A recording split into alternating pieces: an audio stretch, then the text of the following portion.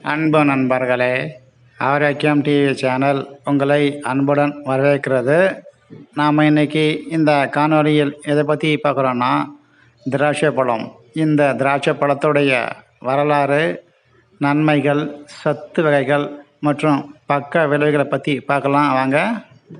இந்த திராட்சை பழத்துடைய வரலாறு பார்க்கும்போது சுமார் 6000 8000 ஆண்டுகளுக்கு முன்பு மத்திய கிழக்கில் தொடங்கியதாகும். இந்த திராட்சை சாகுபடி என்பது முதலில் மேற்கு ஆசியாவில் நிகழ்ந்தது. இந்த திராட்சை தோல் மீது இயற்கையாகவே ஈஸ்ட் காணப்படுவதால் இது மதுபானம் போன்ற ஒயின்களை தயாரிப்பதற்கு பயன்படுகிறது. இந்த திராட்சை பற்றிய சில ஒயின் அல்லது திராட்சை ரசம் தயாரிப்பு போன்றவை பற்றி கிறிஸ்துவத்திலும் கூறப்பட்டுள்ளது. இன்று இந்த திராட்சை என்பது காலநிலை மண்டலங்களுக்கு ஏற்ப வட அமெரிக்கா, கலிபோர்னியா, இந்தியா மற்றும் பல்வேறு நாடுகளில் இந்த திராட்சை என்பது சாகுபடி செய்யப்பட்டு வருவதாகும்.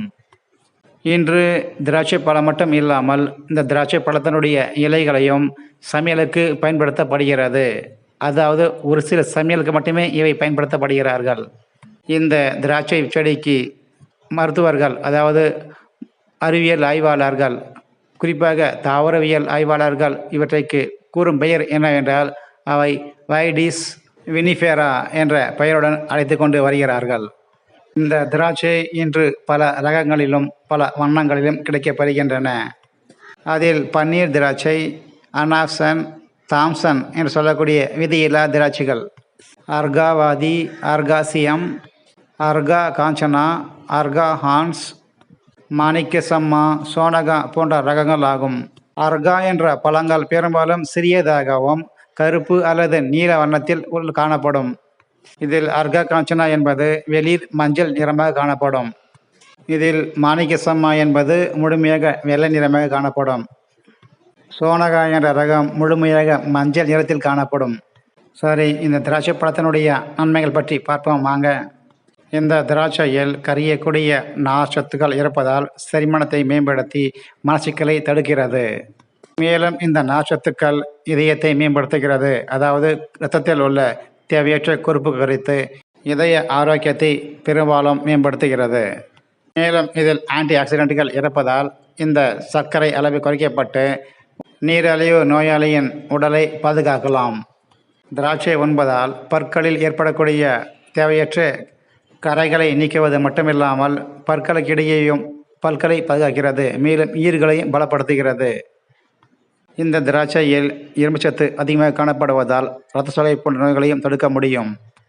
இந்த திராட்சையில் விட்டமின் ஏ மற்றும் பீட்டா குரோட்டின் அதிக அளவு காணப்படுவதால் இதை உண்பதால் கண்ணிற்கு ஆரோக்கியத்தை கொடுத்து கண்ணுடைய பார்வையை மேம்படுத்துகிறது.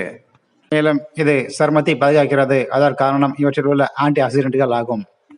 உடல் எடை அதிகமாக இருப்பவர்கள் இதை திராட்சை உண்பதால் அவர்களுடைய உடல் எடை குறைக்கப்படுகிறது. இதனால் உடல் எடை குறைத்து அவர்கள் ஆரோக்கியமாகவும் ஸ்லிம்மாக காணப்படலாம். இந்த திராட்சையில் பொட்டாசியம் அதிக அளவு காணப்படுவதால் இரத்தத்தில் உள்ள இரத்த அழுத்தத்தை கட்டுப்படுத்தி, அதாவது பிபியை கட்டுப்படுத்த உதவுகிறது.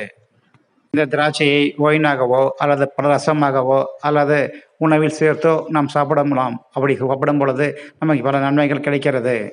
திராட்சையை பயன்படுத்தி பல்வேறு வகையான உணவுப் பொருட்கள், ஜாம் போன்றவையும் தயாரிக்கப்படுகிறது. சரி, இந்த பழத்துடைய சத்துக்களை பற்றி பார்ப்போம் வாங்க. ஒரு நாளைக்கு நாம் 100 கிராம் அளவு திராட்சை எடுத்துக்கொள்வதால் ஏற்படக்கூடிய நன்மைகள் பற்றி பார்ப்போம் வாங்க. Calorie 70, carbohydrate 20 gram, protein 0.7 gram, sugar 15 gram, potassium 155 milligram, vitamin C 1 milligram, நார்ச்சத்து 0.10 கிராம். இந்த பழத்தை நாம் அதிக அளவு எடுத்துக்கொண்டாலும் சில பக்க விளைவுகள் ஏற்படும். அதை பற்றி பார்க்கலாம் வாங்க. வயிற்றுப்போக்கு, ஒவ்வாமை, சிறுநீரக பிரச்சனை, எடை அதிகரிப்பு, இரத்தத்தில் சர்க்கரை அளவு அதிகரிப்பு, கர்ப்பகால பிரச்சனைகள் போன்றவை ஏற்படலாம். ஆகவே ஒரு அளவு தான் நாம் எடுத்துக்கொள்ள வேண்டும். இது பை மோட்டாங்க. நாம் ஆன்லைனில் பொருட்களை வாங்குவதற்கு ஒரு நல்ல ஆப்புங்க. இந்த ஆப்பை பயன்படுத்தி நம்ம வீடுக்கு வேண்டிய மளிகை பொருட்களை வாங்கிக்கலாங்க. இந்த சேனலுக்கு நீங்கள் புதிய நபராக இருந்தால் இந்த சேனலை சப்ஸ்கிரைப் பண்ணுங்கள், ஷேர் பண்ணுங்கள், லைக் பண்ணுங்கள், கமெண்ட்ஸ் பண்ணுங்கள். காணொலி பார்த்ததற்கு நன்றிங்க.